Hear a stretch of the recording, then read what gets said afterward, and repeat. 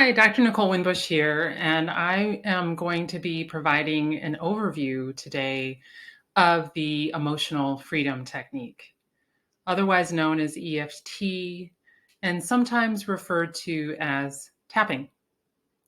And I'm talking about this and excited to talk about it today because EFT or tapping is something that I have found to be incredibly useful in my own personal practices for self-care, and also incredibly powerful as a tool to use in the work that I do supporting clients with health behavior change and a whole variety of other issues that we'll touch on in some more detail. So I am Dr. Nicole Winbush. I am a family medicine physician, board certified. I have a holistic and integrative approach to care. I'm based in North Carolina and will be opening Sankofa Healing Arts and Functional Medicine in the near future. And the practice that I have will combine approaches including EFT, which we'll talk about today, along with medical acupuncture, functional medicine approaches, and craniosacral therapy. And I'll talk perhaps at the end of this talk a little bit more about my model of care. While I'm based in North Carolina, I also can work with folks in California, Georgia, and Minnesota, which are also communities where I've previously lived and have connections. So just a general disclaimer, this is an informational talk. It's not intended to be medical advice or a substitute for medical advice. So if there's specific questions that come up as it relates to your health concerns or health history, I really encourage you to reach out to your practitioners to get those addressed. So let's get started. So why am I talking about this? As I already mentioned, I have just found EFT to be a really powerful tool. It helps me, and it's something that I use every day for everything from aches and pains, from working at my desk too long and not paying attention to ergonomics, to helping me navigate interpersonal dynamics that I might just kind of keep coming back to and maybe replaying a scenario in my head and kind of feeling stuck about it. It's helped me to overcome a variety of limiting beliefs. In working with the folks in my practice, I have found that EFT is an incredibly helpful tool in helping people address limiting beliefs that may stand in the way of being able to really action consistently around health behavior changes. It also is helpful, for a host of issues that we'll talk about in a moment, including anxiety, including chronic pain, etc. So I would just invite you to take a moment to think about, why are you here today? What's prompted you to kind of spend a few moments learning about EFT? And with that in mind, hopefully those questions will be addressed in what I'm covering today. And so if you have that intention of hearing it, hopefully you will hear it and remember it. If it's not addressed, I'll give you some information at the end of this talk about how you might reach out to me to let me know what you were looking for that you perhaps didn't get. And hopefully there's a way I can support getting you some of that information, or at least take that into account as I'm giving this talk to others. So here's a little roadmap about where we're going to be going. We're going to first talk about what EFT is, how it works, how do you do it, what are the elements that make it up, and then we'll do a little practice with doing EFT, and then, like I said, some ways that you can reach out to me. So let's get started. So what is EFT?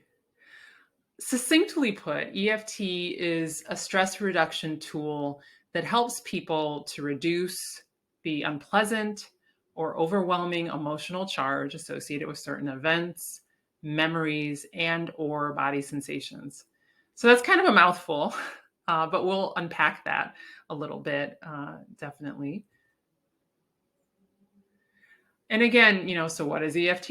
EFT is also known as tapping, as I've mentioned. It can sometimes also be referred to as acupuncture for the emotions. And by the time I get through this talk, you'll have a little bit better sense of why that is. Although I will say there are no needles involved. Again, reasons that I really love this modality are that it's easy to learn. We're going to do some of that today. It's effective and it's evidence-based, and I'll talk in a bit more detail about why I can say that. And it can be used as a self-management strategy, which I think is really important. It's very accessible in that way.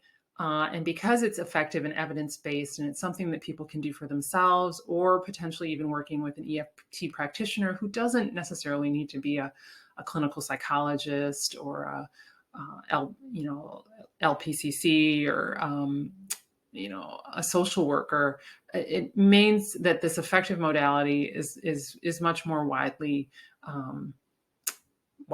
available, potentially, if people know about it, which is why I am doing this talk. Okay, so with that, kind of general sense of what it is, I actually like to go next to what it's good for, because again, if it's not going to potentially be a support for something that you're dealing with or the folks that you work with are dealing with, you may not want to spend the rest of your time learning this talk. But I think when I go through some of the things that it's good for, I think you will feel compelled that it is something that potentially could be useful. So there are a broad range of physical and psychological concerns that EFT can be helpful for. Here on this list, you see, and I guess I will read it, but anxiety, depression, PTSD, and phobias. And the reason I have those specifically called out on this list, and the reason I definitely, can say is that there's a strong evidence base around EFT, is that there have been a lot of studies, especially in these particular areas, done and published in peer-reviewed literature. And these studies have shown that EFT is effective when they've actually done what are called meta-analyses, which are when you take a group of studies that have been done in potentially a similar population around a similar issue, and you kind of pool all of those results together, which allows you to make a much more accurate, potentially statistically accurate assessment of the effectiveness of something. Again, that's been shown. And the effect size, meaning how effective is it, has been in the range of moderate to large. These studies have been replicated, meaning if one team or group of researchers has kind of looked at an issue, they have been able to then have another group or team in a different population look at a similar issue and replicate it or seen repeat results. And so all of this has led the American Psychological Association to rate EFT as a evidence-based approach, strongly evidence-based and grounded approach for these issues. And it's worth saying too that compared to some other modalities, potentially like cognitive behavioral therapy, EMDR, that it usually takes relatively few treatment sessions to be effective and to demonstrate sustained and enduring results. That said, you might be saying, well, I don't know that I don't have anxiety or depression or a phobia, so maybe I don't need to keep listening to this talk. But there's also a wide range of applications for what I would call stress-associated symptoms. And so this is an extensive but not an exhaustive list of what some of those types of symptoms can be. And I will say, as a primary care physician working in community health centers for years and other clinic settings, every day, I'd say the vast majority of people I was seeing had at least one, if not many, of these issues. I wouldn't say, it's not necessarily the only thing that brought them into clinic. I might be seeing them for some of these issues, plus their high blood pressure or plus their diabetes, but many of these issues. So a wide range of applications for EFT, and something that's not really directly covered even on this list is what I've said, the ability to help people kind of process or reprocess the emotional content of troubling interactions, to kind of uncover maybe some of the unconscious or less than fully conscious reasons behind some limiting beliefs, and to do it in a way that's not re-traumatizing. So let's talk about how it works. And the way I like to go about this is to first talk about some of the key grounding concepts that come together to explain, kind of the way in which EFT likely is effective. And so the first key concept is this idea that we innately or intuitively kind of know ways to soothe ourselves and to soothe others, right? And, that can look like everything from if you are thinking about a lot of things or feeling a lot of tension in your head, going and touching some of the points around your eyes or on your forehead.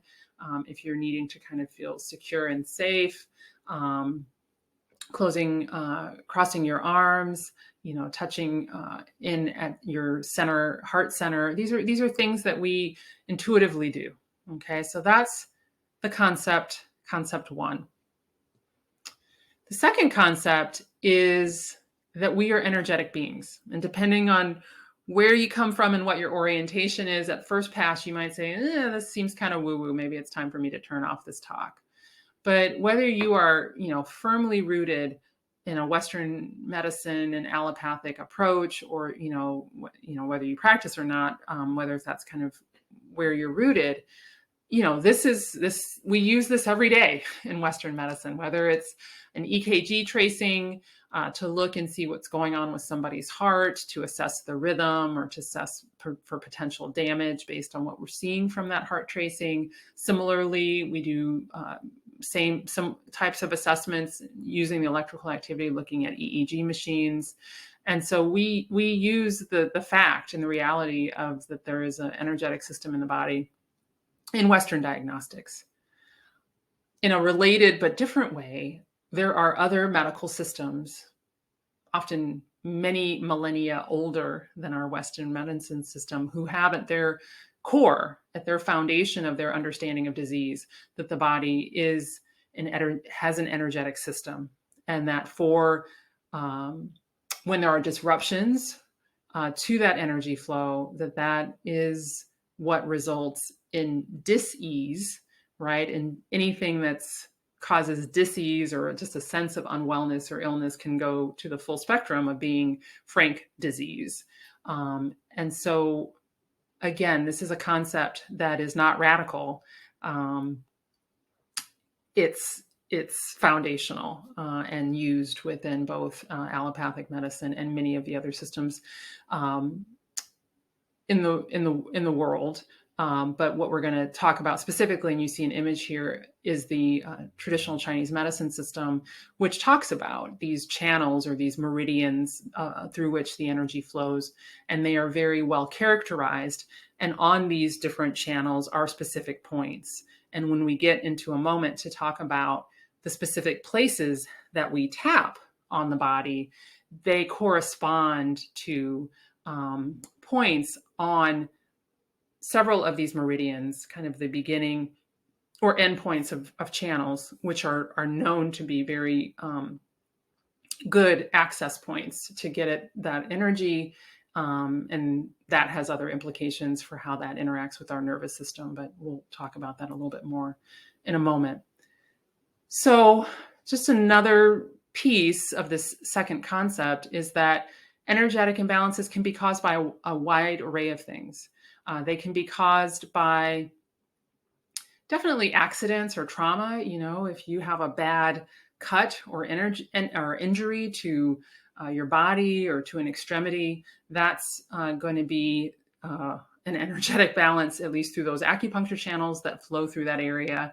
And, grossly, there may be an energetic imbalance if you don't have blood flowing to, be able to innervate the hand, et cetera. So depending on what your medical system orientation is, that energy imbalance may be a more subtle or more gross thing.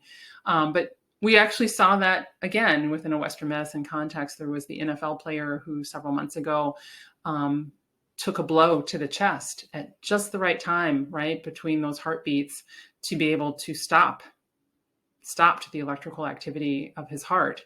And he was, again, revived, right, with the application of electricity to his system. So that's just one example. Thoughts and beliefs.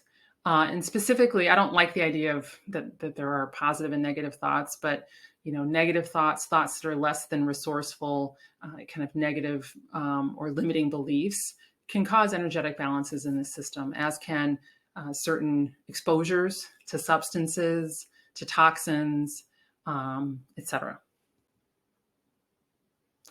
So we have those first two concepts, right? The intuitive or innate things we do to self-soothe the body as an energetic system. The third kind of concept or building block, as we go into talking about what EFT is and how we put it together, is the concept of the power of our intention, right? The link between our body and our mind is our focus and our intention. And we see that when we can bring our attention to something and make it conscious, that we are able to impact large changes. And we definitely see that like with conscious breathing practices, right? Our breath is something that we could go the whole day or even our whole life maybe and not think about because it is under unconscious control. But when we bring our focus and our attention to it and bring some attention to slowing it, deepening it, that has a real link to our body, to our soma, to be able to impact our nervous system. So that's concept 3. And then the final important concept as we put these pieces together to really understand EFT is the concept of memory reconsolidation. So for a long time, it was believed that kind of like these pictures of file cabinets you see here, that, when you create a memory and then you access it and you remember it, that's kind of like taking a file out of the file cabinet, right? And you read it, you remember it, and then you put it back in. And it's kind of like, in that context or analogy, a read-only file. But what we really understand now is that there are ways and things you can do. And within the context of tapping, this input of the tapping and how that impacts our nervous system can create an opening or an opportunity as you're accessing a memory, right, with your focus and with your attention, to be able to rewrite it. And not in the sense that you're going to completely rewrite what happened in a fictitious way, but at least to be able to overwrite or recontextualize what happened or what you're feeling in a potentially more resourceful way that allows you to access more creativity, more energy in the present time. And that when you then put that memory away and access it again in the future, if you've been able to do that emotional rewrite through a process like EFT, that is also the memory that you will then be able to reaccess in the future, right? So it helps to decharge things that have been limiting or problematic. Okay, so we've got that mix of those 4 concepts, and you put it all together, what do we get? We get that EFT uses clear intent, focused attention with inputs to the energetic system, which are the tapping that we're about to get into, to support the reconsolidation of emotional memories for a more resourceful state, okay? And so let's get to it. How do you actually do it? So the first thing that you need to do is hopefully be specific, right? While there are caveats to everything, and there are actually some caveats to this, in general, you want to find and be specific about what you're trying to address with the tapping. And so you want to clarify things like when, what, and how. And so that might take the form of a phrase that you're tapping on, or that you're going to focus tapping on, something like, I want to tap on this time when XYZ happened and I felt this way. And so once you have that focus, the other thing you want to do is you want to assess how intense or distressing that memory is. And usually we'll use some sort of scale. It can be a visual scale.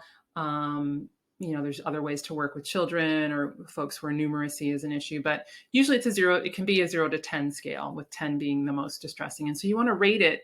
And the reason we rate it is the goal with EFT is to be able to move this down, and eventually, whether it be within the course of one tapping session, which it often is within the course of one tapping session, getting it down to a rating of 0 or 1, and then being able to come back maybe at a future date and reassess it and have that response endure.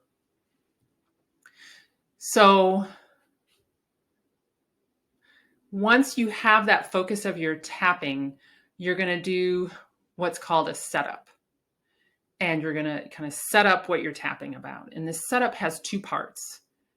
These two parts kind of mirror what the two aspects of tapping are. There's a cognitive part, right? The stuff that we say, which is what focuses our intention. And then there's the what you do, right, to the body. So we're going to do this setup statement, and we will create a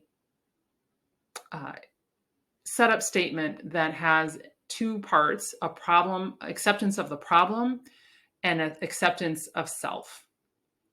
And that will sound something like, even though I have this problem, I deeply and completely accept myself, something to that effect.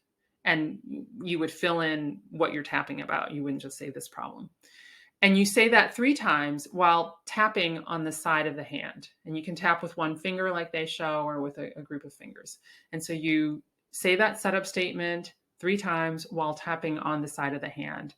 And the reason that you do that might be a little bit beyond the context of this talk to get into too much, but is to address any unconscious resistance to change that you might have, right? Because sometimes if we just kind of launch into trying to tap on and annihilate this belief, but we don't give some credence to kind of what the current state is, or that we might have some mixed emotions about it, then that can raise resistance that makes it difficult to actually tap through or change it. So after you do the setup statement and you tap on the side of the hand, you're then going to go through tapping on a series of points, which do correspond to points on the acupuncture meridians. The order is not necessarily essential. That's what the studies have shown. But just to remember and make sure that you're getting all of the points, it is nice, I think, to start at the top of the head. So you'll start at the top of the head, and then you'll tap on the medial aspect of the eyebrow, and then on the side of the eye. And I encourage you, as you're watching this, to tap with me to get that muscle memory. Then you're going to tap under the eye, and then under the nose, and under the chin, or on the chin, kind of in that divot. And then you're going to tap kind of on your collarbone here, right to the side of the sternum. And then you're going to tap under your arm where it's shown there on that picture of the model. And then there's actually one more point where you tap, if someone has breasts, what would be underneath the bosom, or kind of basically on the lower aspect of the rib cage. You're doing it on both sides, kind of in the same line as the midpoint of your collarbone. So that's the sequence. And while you're tapping, you're also going to be saying a shortened version of the setup statement. So that was a lot. We're going to actually do it in just a moment. But just to recap, what are the steps? You're going to identify a focus, the problem. You're going to get as specific as you can. You're going to give it a name and assess the intensity. And then you're going to tap on the side of the hand while you say that setup statement, which includes an acceptance of the problem and acceptance of self. And then you're going to tap on those points in sequence that I just showed, while also saying a shortened version of the problem statement. And you might go through a few times of tapping, and then you'll pause, give your nervous system a moment to settle, and reassess where you are on that intensity scale. And then based on what comes up, potentially go through tapping again, or slightly altering the setup based on what's coming up. And you're going to repeat basically that process until the intensity is 0. So that's a lot of stuff. Let's actually do it. So we're going to give it a try, and we're going to give it a try with an exercise that is called the constricted breathing exercise. And it's helpful to do something somewhat specific like this because, number one, just to get the mechanics of the EFT down. And it's helpful to start with very specific and potentially less emotionally bound issues. And we'll talk about why that is in a moment as well. But I think most people can relate to the fact that when we're stressed, we tend to not always take deep breaths, to breathe more shallowly. And so this exercise is designed actually to show the impact that tapping can actually have in our physiology in a pretty short time. So what I'd like for you to do, and what I would say is that most people who do this exercise are able to note some difference in their breathing from, before they tap and after they tap. Okay, so let's do this. I'm going to do it with you. We're going to take a few slow, intentional breaths as fully as we can, but without, forcing it, because that's not helpful.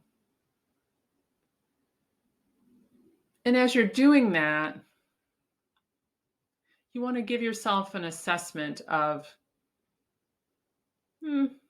how much of a full breath, what percentage of a full breath do I think I'm really taking right now? And don't overthink it, just kind of whatever comes up, to your mind. If you've been sitting or been stressed, maybe it's 70%, maybe it's 80%.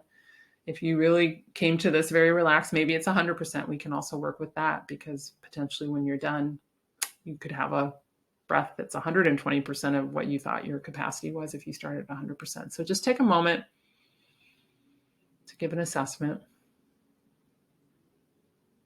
And I'll declare mine now. I think I'm at about 80%.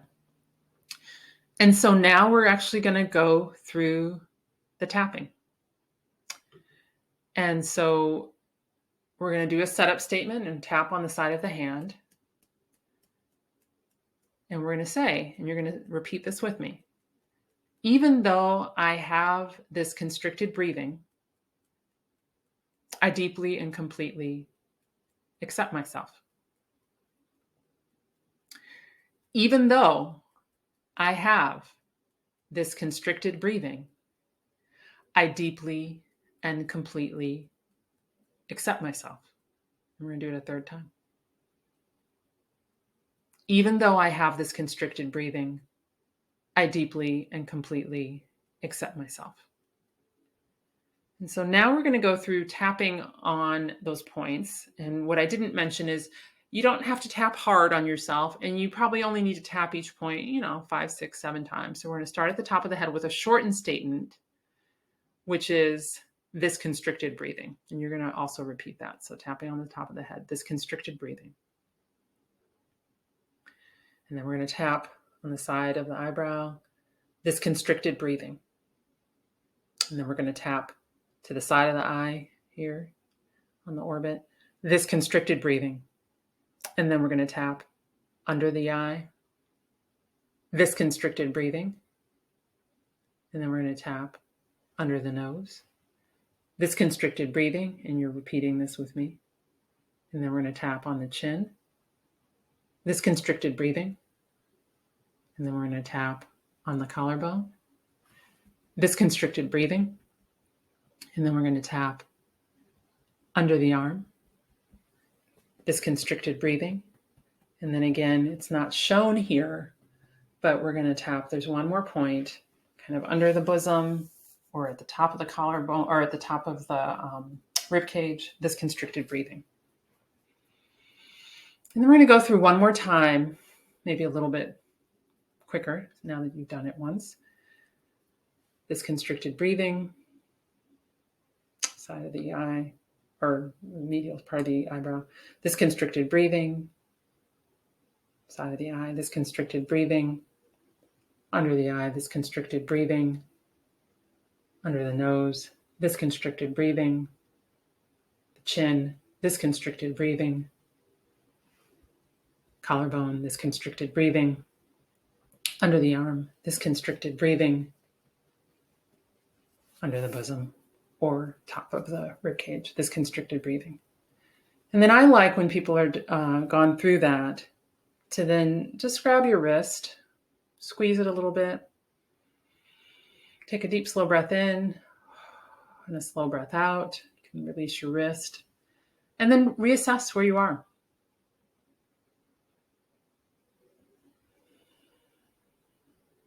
And I was at 80, 85%, and I would put myself at 95 or 100% right now. And so you can do the same thing for yourself and see what your experience is.